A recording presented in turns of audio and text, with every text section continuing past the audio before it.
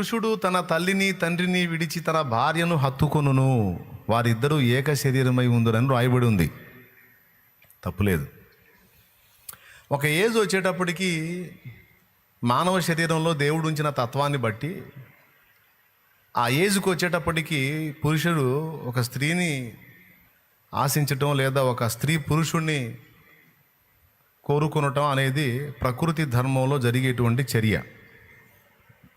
అందుకే ఆ ఏజ్ రాగానే తల్లిదండ్రి పిల్లలకి వివాహ కార్యక్రమాలను ఏర్పాటు చేస్తారు. అర్థమైందా? ఎందుకంటే అది దేవుడు ప్రకృతిలో ఉంచినటువంటి నియమం, ధర్మం. కాబట్టి బిడ్డలకు ఆ ఏజ్ వచ్చినప్పుడు ఆటోమేటిక్గా ఆ విధంగా వాళ్ళు ఆకర్షింపబడతారు కనుక వాళ్ళకి అలా రెడీ చేస్తారు తల్లిదండ్రి. మన అమ్మా నాన్నకు కూడా వాళ్ళ అమ్మా నాన్న అలాగే ఆ ఏజ్ వచ్చినప్పుడు పెళ్లి చేస్తే మనం పుట్టాం. మన అమ్మా నాన్నకి వాళ్ళ అమ్మా నాన్న పెళ్లి చేస్తే మనం పుట్టాం. సో ప్రకృతి నియమం అది నడుస్తుంది అంతే. అయితే ఆ ఏజ్కి వచ్చేటప్పటికి ఈ జంటు మనసు స్త్రీ వైపు ఎవరో ఒకళ్ళని వాడు ఇష్టపడటం, లేకపోతే వాడు మనసులో కలిగి ఉండటం, లేకపోతే చదువుకున్న దగ్గర ఏదో పరిచయాలు సంథింగ్ ఆకర్షణలు ఉంటాయి. ఒకప్పుడు ఇంత స్వేచ్ఛ లేదు, ఇంత సౌకర్యం లేదు. ఈరోజు మంచి స్వేచ్ఛ, స్వాతంత్ర్యం, సౌకర్యం, పరస్పర సంభాషణకి అనుకూలమైనటువంటి మాధ్యమాలు అన్నీ అందుబాటులోకి వచ్చాయి. ఈరోజు ఒక జంటుతో లేడీ పర్సనల్గా మాట్లాడడం, ఒక లేడీతో జంటు పర్సనల్గా మాట్లాడడం పెద్ద ప్రాబ్లం ఏం కాదు. అన్ని రకాలుగా ఈరోజు అందుబాటులోకి వచ్చింది. వాయిస్ మాట్లాడవచ్చు, అది ప్రాబ్లం అనుకుంటే మెసేజ్ పెట్టవచ్చు మంచిగా. ఇంకా ఖాళీ దొరికితే వాయిస్ టాకింగ్ లేకుండా ఓన్లీ మెసేజ్ చాటింగ్ చేసుకోవచ్చు. అంత సౌకర్యాలు వచ్చేసినాయి ఈరోజు, ప్రాబ్లం ఏం లేదు. అరే ఆ అమ్మాయి పుట్టినరోజు ఈరోజు, అమ్మాయి పుట్టినరోజు, ఆ అమ్మాయికి ఒక రింగ్ గిఫ్ట్గా ఇవ్వాలి, లేకపోతే డ్రెస్ గిఫ్ట్గా ఇవ్వాలి, లేకపోతే ఇంకోటి ఏదో గిఫ్ట్గా ఇవ్వాలని వీడు పాపం అమ్మాయి గురించి ఆలోచించాడు. అమ్మాయి కూడా అబ్బాయి గురించి ఆలోచించి సెలబ్రేషన్ చేసింది. లేకపోతే ఆ అబ్బాయికి ఏదో ఆమె పంపించింది, డ్రెస్ పంపించిందో, లేకపోతే వాడికి ఏదో గిఫ్ట్ పంపించింది, సంథింగ్ నడిచింది. ఈ ఆడపిల్లలు కానీ మగపిల్లలు కానీ ఒకళ్ళ గురించి ఒకళ్ళు మాట్లాడుకునేటప్పుడు కొన్ని డైలాగ్స్ ఉంటాయి. అమ్మాయి కొంచెం సంపన్నురాలనుకో, లేకపోతే కొద్దిగా ఆర్థికంగా కొంచెం మధ్యతరగతి అనుకో, అబ్బాయి మధ్యతరగతి కంటే కింది స్థాయిడు అనుకో, ఈ అమ్మాయి అతని పేదరికాన్ని ఎత్తి మాట్లాడిద్ది.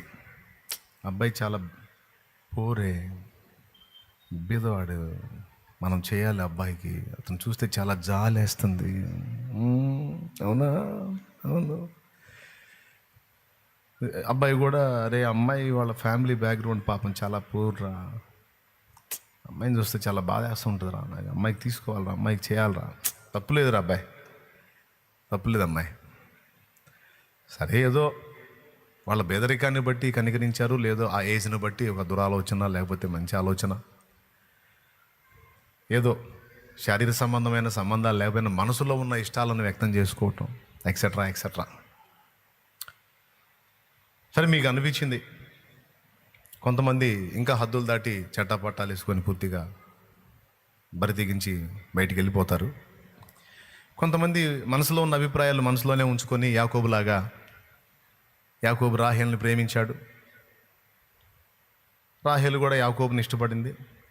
అయితే మధ్యలో మామ అడ్డుపడ్డాడు.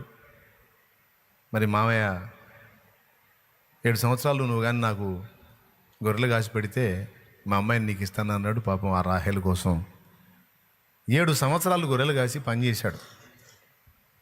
ఒక మనిషి జీవితంలో 7 years ఎంత వాల్యుబుల్ టైమో చూడండి. కేవలం గొర్రెలు ఖర్చు పెట్టేశాడు ఆయన. ఎవరిని గురించి?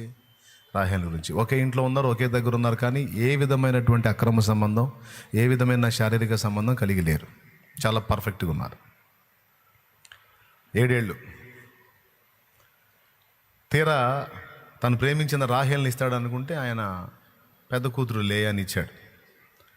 ఇదేంది లేయాని ఇచ్చాడు, ఏంటి మాయా ఇది, నేను లేయా కోసం కాదు కదా, నేను రాహేల్ కోసం కదా నీకు కొలువు చేసింది 7 ఏళ్ళు, ఏమని ఇచ్చావు ఏంది నాకు అని అడిగితే, ఇది మా దేశపు మర్యాద కాదయ్యా, పెద్దదాన్ని అక్కడ పెట్టి చిన్నదాన్ని పెళ్లి చేయటం, మరి ఆ పని మరి సంస్కారం కలిగిన వాళ్ళు ఎవరు చేయరు. పెద్దదాన్ని అక్కడ పెట్టి చిన్నదానికి పెళ్లి చేయటం అంటే కష్టం కదా. కాబట్టి పెద్దదాన్ని అందుకే చేశాను. అంత కాకపోతే ఓ పని చేయి, మా దగ్గర ఈ ఆప్షన్ కూడా ఉంది, మా దేశంలో ఇది ఈ అవకాశం కూడా ఉంది, ఇంకొక 7 ఏళ్ళు కొలువు చేయి, చిన్నదాన్ని కూడా నీకే ఇస్తాను. ఇద్దరు కలిసి నీ పిచ్చిని పీక్ స్టేజ్కి తీసుకెళ్తారు, ఇస్తాను, చిన్నదాన్ని కూడా ఇస్తానంటే పాప మళ్ళీ 7 ఏళ్ళు చేశాడు. చూడు, తను లవ్ చేసిన అమ్మాయి కోసం ఎన్ని సంవత్సరాలు నిరీక్షించాడు యాకోబు అంటే 14 ఇయర్స్, 14 సంవత్సరాలు నిరీక్షించాడు. ఈరోజు లవ్ అంటాం, 4 రోజులు బాగా క్లోజ్ ఫ్రెండ్షిప్ చేయటం, 5వ రోజు లైంగిక చర్యలోకి వెళ్ళిపోవటం, తర్వాత అది వేరే వేరే పరిస్థితులకు దారి తీయటం, చివరికి రోడ్లు ఎక్కటం, కుటుంబాలు జీవితాలు పాడు చేసుకోవటం, కుటుంబాల్లో చెడ్డ సాక్ష్యం తెచ్చుకోవటం, వీటన్నిటితో పాటు పరిస్థితులు విషమిస్తే మెడకు తాడేసుకోవటం, ప్రాణం తీసుకోవటం, అలాగే అది కూడా లైవ్ పెట్టడం, ఆ చచ్చేది కూడా లైవ్ పెట్టి సావటం, ఇట్లాంటివన్నీ జరుగుతున్నాయి. ఒక మనిషి మరో మనిషిని ప్రేమించటం లేదా కోరుకోవటం, ఇష్టపడటం, ఏదో ఒక అవివాహితుడు ఒక అవివాహితని ఆమెలో ఇతనికి నచ్చిన సుగుణాలను బట్టి ఇష్టపడటం లేదా ప్రేమించటం, వివాహానికి మనసులో కోరుకోవటం తప్పు కాదు. కానీ దానికోసం హద్దులు దాటి అడుగులు వేయటం, దానికోసం కుటుంబాన్ని రోడ్డు పాలు చేయటం, దానికోసం తల్లిదండ్రుల జీవితాలతో ఆడుకోవటం, దానికోసం తోడబుట్టిన వారి జీవితాలతో ఆడుకోవటం దారుణమైన విషయం. నిజంగా ఒరిజినల్ లవ్ అయితే, నిజంగా నువ్వు ప్రేమిస్తే 1 సంవత్సరం 2 సంవత్సరాలు 3 కాదు, యాకోబు నిరీక్షించినట్టు నీకు దమ్ముంటే 14 ఏళ్ల నిరీక్షణ కూడా కలిగి ఉండటానికి సిద్ధం అవ్వాలా. 14 ఏళ్ళు అవసరంలా. కొద్దిగా నీ తల్లిదండ్రి నిన్ను ఒక పొజిషన్లో చూసిన తర్వాత ఆటోమేటిక్గా నీ మాటకు విలువిస్తారు, నీ ఇష్టాలకు కూడా వాళ్ళు విలువనిస్తారు. ఆ మెట్టుకు నువ్వు రావాలి. నీ ఇష్టానికి వాళ్ళు రెస్పెక్ట్ ఇచ్చి, నీ నిర్ణయం పిచ్చి నిర్ణయం కాదు, నీ నిర్ణయం బాగుంది, నీ ఐడియాలజీ బాగుంది, నీ ఎంపిక బాగుంది అనే నిశ్చయిత వాళ్ళకు వచ్చిన దాకా నువ్వు వెయిట్ చేయి. వాళ్ళ ఇష్టంతో, వాళ్ళ ఆమోదంతో నీకు చేతనైతే వాళ్ళ కోసం, వాళ్ళ ఒప్పుదల కోసం కష్టపడు, నిరీక్షించు, అడుగు జారవాకు. వాళ్ళని గెలు, అనుకున్నది సాధించు. వాళ్ళ హృదయాలను గెలు, అనుకున్నది చేపట్టు. కానీ వాళ్ళ గొంతులు కోసి, వాళ్ళ గుండెలు చీల్చి ఇలాంటి స్టెప్పు బరి తెగించి అడుగు బయటికి వేయటం అనేది, అడుగు బయటికి వేసిన వాళ్ళకి క్షేమకరం కాదు, దేవుని కొలతలో అది న్యాయము కాదు. తర్వాత ఫ్యూచర్ కూడా సుఖంగా ఏమి ఉండదు. ఏదో ఊహల్లో గాలిమేడలు కట్టుకుంటారు, తర్వాత మొత్తం పేక మేడల్లో కూలిపోతాయి. ఎందుకంటే వాక్యం నిరర్ధకం కాదు. కాబట్టి చేయాల్సింది ఏంటంటే, ఏజ్ని బట్టి మనకు కలిగే ప్రేరణలు కలుగుతాయి. ఆ ప్రేరణలను కంట్రోల్ చేసుకొని ఇష్టపడినటువంటి వ్యక్తిని లేదా ప్రేమించిన వ్యక్తిని, కోరుకున్న వ్యక్తిని దేవుడు మనకు అనుగ్రహించిన దాకా తల్లిదండ్రుల ఆమోదం పొందినట్లు కొద్దిగా నిరీక్షించాలి, వెయిట్ చేయాలి. వాళ్ళ ఆమోదం కోసం అవసరమైతే వాళ్ళు ఏమంటారు, ఒక లైఫ్ సెటిల్ చేసుకోరా, నీ జీవితాన్ని స్థిరపరచుకో, సరే పెళ్ళి ఏదో తర్వాత తగలబడదు కానీ ముందు ఏదో సాధించవా జీవితాన్ని, మరి చేసుకున్న దాన్ని బతికించగలి కదరా, నీకంటూ నీ కాళ్ళ మీద నిలబడ అని చెబుతుంటారు పెద్దోళ్ళు. వీడి తపన ఎట్లుంటుందంటే, ముందు ఈ సుత్తి చెబుతారు ఏంది, నాకు ఆ అమ్మాయిని ఇచ్చి పెళ్లి చేయమంటే ఏంది, మీరు ఒప్పుకోరేంది, ఒప్పుకోకపోతే నేను వెళ్ళిపోతా అన్నాడు.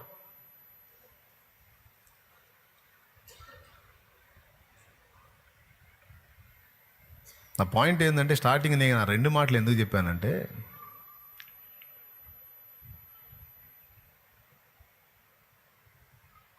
అమ్మాయి బర్త్డేరా, అమ్మాయికి ఒక రింగ్ తీసుకోవాలి అన్నాడు కదా ఈ అబ్బాయి. ఆ అబ్బాయి బర్త్డేనే, అబ్బాయికి డ్రెస్ తీసుకోవాలి, అబ్బాయి చాలా పోరే అంది కదా ఈ అమ్మాయి.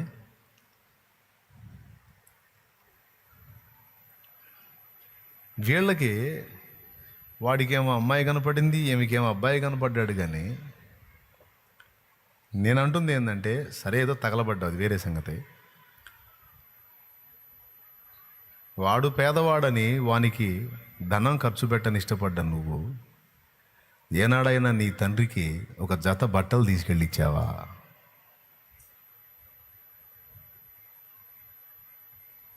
అమ్మాయికి రింగ్ అన్నావు కదా, ఏనాడన్నా నీ తల్లికి 2 చీరలు తీసుకెళ్ళి అమ్మా ఇదిగో నీకోసం చీరలు తెచ్చాను అన్న చరిత్ర నీకుందా? ఉందా? ఇదొక్కటి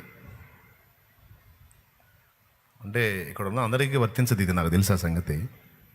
యంగ్స్టర్స్కి వర్తిస్తుంది, యవనస్తులకు వర్తిస్తుంది. వాళ్ళు కొంచెం ఆలోచిస్తారని చెప్తున్నాను నేను. ముందు అమ్మాయి బర్త్డే కాదు కదా గుర్తు రావాలి. ఫస్ట్ ఎవరిది? జన్మనిచ్చిందమ్మ, ఎత్తిపోసిందమ్మ, నువ్వు ఎదిగి నీ పని నువ్వు చేసుకున్న దాకా అన్ని ఊడిగాలు చేసిందమ్మ. చేతులు కాల్చుకొని మూతులు కాల్చుకొని నీకు కడుపు నిండా రుచికరమైన భోజ్యాలు సిద్ధపరిచి పెట్టింది అమ్మ. ఏనాడైనా ఒక జత బట్టలు తల్లిదండ్రుల కష్టం తీసుకెళ్ళి వాళ్ళ రక్తం తీసుకెళ్ళి నువ్వు ఎవరికో ఇచ్చేసావు.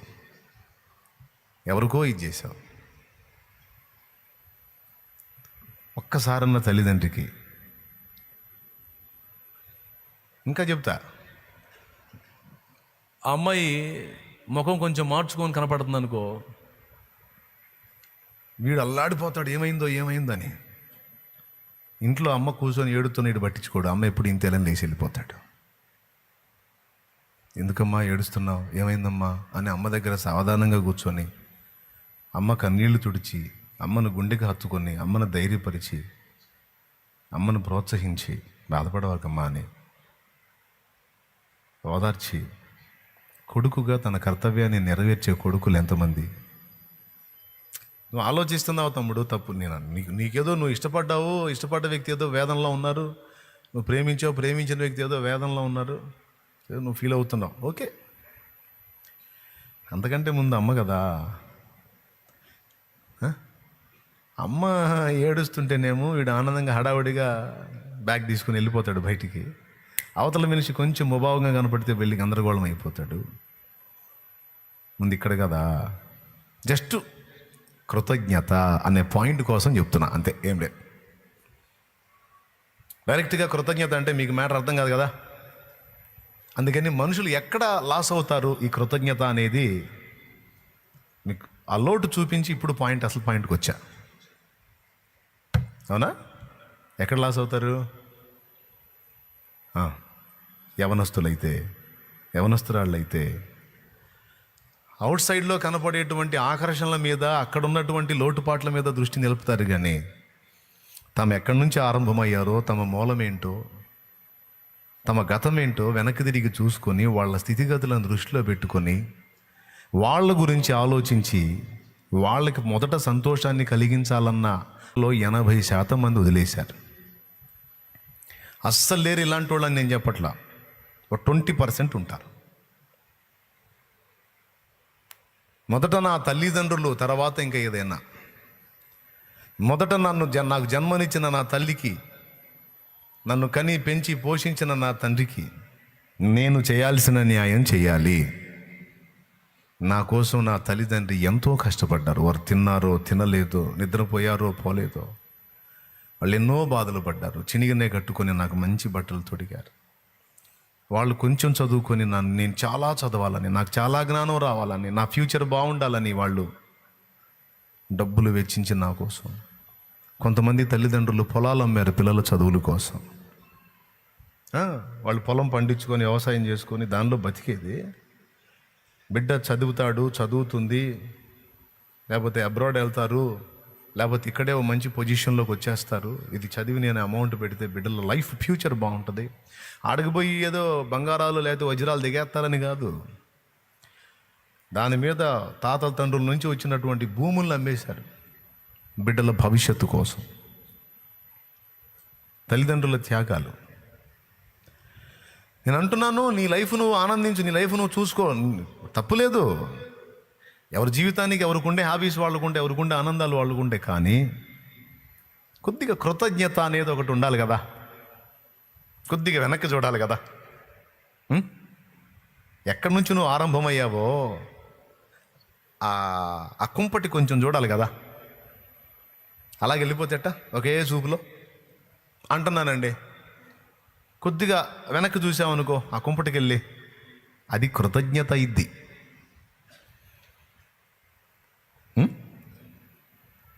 పరిశుద్ధ బైబిల్ గ్రంథంలో ఎన్నో వచనాలు చెప్పబడ్డాయి ఈ పాయింట్ మీద. మన ఆశీర్వాదం, మన ఆయుష్, మన దీవెనలు అన్నీ కూడా తల్లిదండ్రులను సంతోషపెట్టుట అనే దానిలో ముడిపెట్టాడని మీకు తెలుసా? తెలియకపోతే చూడండి, నిర్గమాకాండం 20వ అధ్యాయం ఒక్కసారి పరిశుద్ధ గ్రంథం చూడండి. ఈ బ్లెస్సింగ్స్ అన్నీ ఏడున్నాయో చెప్తాడు. నిర్గమాకాండం 20వ అధ్యాయము 10 కమాండ్మెంట్స్లోకి వెళ్ళిపోండి. 12వ వచనం చదువు నాన్న. నీ దేవుడైన యెహోవా నీకు అనుగ్రహించు దేశములో నీవు దీర్ఘాయుష్మంతుడు వగునట్లు. 12వ వచనం చదువుతున్నాను నాన్న. చూడండి అమ్మా, దేవుడు ఈ మాటలన్నిటిలో నుండి పరిశుద్ధాత్మ తన స్వరమును వినిపించుగాక. దుష్టశక్తుల శోధనలు, దాడులు యేసు నామములో నా తండ్రి బంధించుగాక. ఆయన సన్నిధి, సమాధానం, ఆశీర్వాదం మనకు లభించుగాక. ఆయన స్వరమే మనకు వినిపించుగాక. ఆమేన్. ఇప్పుడు చదువు నాన్న. నీ దేవుడైన యెహోవా నీకు అనుగ్రహించు దేశములో నీవు దీర్ఘాయుష్మంతుడు వగునట్లు నీ తండ్రిని నీ తల్లిని సన్మానించుము. నరహత్య చేయకూడదు, వ్యభిచరింపకూడదు, దొంగిలకూడదు, నీ పొరుగువాని మీద అబద్ధ సాక్ష్యము పలుకకూడదు, నీ పొరుగువాని ఇల్లు ఆశింపకూడదు, నీ పొరుగువాని భార్యనైనను అతని దాసునినైనను అతని దాసినైనను అతని ఎద్దునైనను అతని గాడిదనైనను నీ పొరుగువానిదకు దేనినైనను ఆశింపకూడదని చెప్పెను.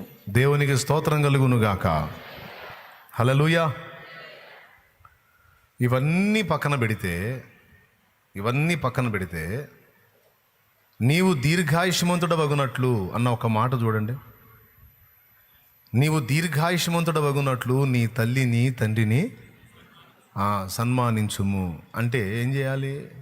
కుర్చీ ఒకటి తీసుకొచ్చి వేసి, శాలువా దండ 2 తెచ్చి వాళ్ళిద్దరిని కూర్చోబెట్టి, ఇద్దరికి చెరో శాలువా కప్పి వాళ్ళిద్దరి మెడలో దండలేసి చప్పట్లు కొట్టమనే. మనకు తెలిసి సన్మానం అంటే అదే. ఎవరైనా పదవీ విరమణ పొందుతున్నప్పుడు, ఉద్యోగంలో నుంచి ఇక రిటైర్మెంట్ అవుతున్నప్పుడు వాళ్ళకి సన్మానాలు చేస్తారు. ఎట్లా సన్మానమా అని కాదు. నీ తల్లిదండ్రిని ప్రేమించి గౌరవించి వారికి చూపవలసిన కృతజ్ఞత వారికి చూపు అని. అర్థమైందా? వాళ్ళకి చేయాల్సిన న్యాయం నీ నుండి జరగాల్సినది వారికి జరుగునట్లు నువ్వు జాగ్రత్త పడు. ఎందుకు ఇలా నేను జాగ్రత్త పడాలంటే అందులో బ్లెస్సింగ్ పెట్టాడు దేవుడు. ఏంటంటే నీ దీర్ఘాయువు, నీవు దీర్ఘాయుష్మంతుడవగునట్లు, అంటే ఎక్కువ కాలము బ్రతికి వర్ధిల్లున్నట్లు నీ తల్లిదండ్రిని సన్మానించు అన్నాడు. దీర్ఘాయుష్మంతుడిని నేను కావాలంటే యేసయ్య నువ్వు దీవించాలి, కానీ తల్లిదండ్రితో సంబంధం ఏముంది? స్తోత్రం. హల్లెలూయా. అర్థమైందా? జీడిపప్పు కావాలంటే ఎక్కడికి పోవాలి? ఎక్కడికి పోవాలండి? జీడిపప్పు ఉంది కదా, ఎక్కడికి పోవాలి? ఎందులో పెట్టాడు దాన్ని? జీడిపప్పు కావాలంటే జీడి తోట ఉంటుంది. ఆ జీడి మామిడి అని ఒక పండు వస్తుంది, దానికి పైన కనపడుతుంటుంది ఈ జీడిపప్పు. జీడిపప్పు కావాలంటే నీకు దానిలో పొందుపరిచాడు. దేవుడే ఇచ్చేది అది, కానీ ఎందులో పెట్టిస్తున్నాడో గమనించాలా. దీర్ఘాయుషును దేవుడే ఇస్తున్నాడు, కానీ ఎందులో ఆ దీర్ఘాయుషును పెట్టి ఇచ్చాడో దాన్ని తెలుసుకోవటం తెలివి కలిగినోడి పని. అర్థమైందా? దేవా నన్ను దీర్ఘాయుష్మంతుని చేయి, దేవా నన్ను దీర్ఘాయుష్మంతురాలను చేయి. ఓకే, నీవు దీర్ఘాయుష్మంతుడవగునట్లు, దీర్ఘాయుష్మంతురాలు వగునట్లు నీకు ఆశ ఉంది కదా, నన్ను అలా చేయమంటున్నావు కదా, అట్లయితే మొట్టమొదటిది నీ తల్లిదండ్రిని నీవు సన్మానించు. అప్పుడు నీవు అనుకున్నట్లు నీవు దీర్ఘాయుష్మంతురాలు అవుతావు. మనం కోరుకున్న ఆశీర్వాదాలన్నీ దేవుడు మనకు అందుబాటులో తెచ్చాడు, దేవుడే ఇచ్చాడు. కానీ ఒక్కొక్క ఆశీర్వాదాన్ని ఒక్కొక్క దగ్గర భద్రం చేశాడు. దాన్ని గుర్తుపట్టాలి. అది పాఠం. ఏ ఆశీర్వాదాన్ని ఎక్కడ దాచిపెట్టాడో అది గుర్తుపట్టినోడు జ్ఞానవంతుడు, అది గ్రహించుకోనివాడు అజ్ఞాని. అన్నీ అందుబాటులో ఉన్నా పొందలేడు.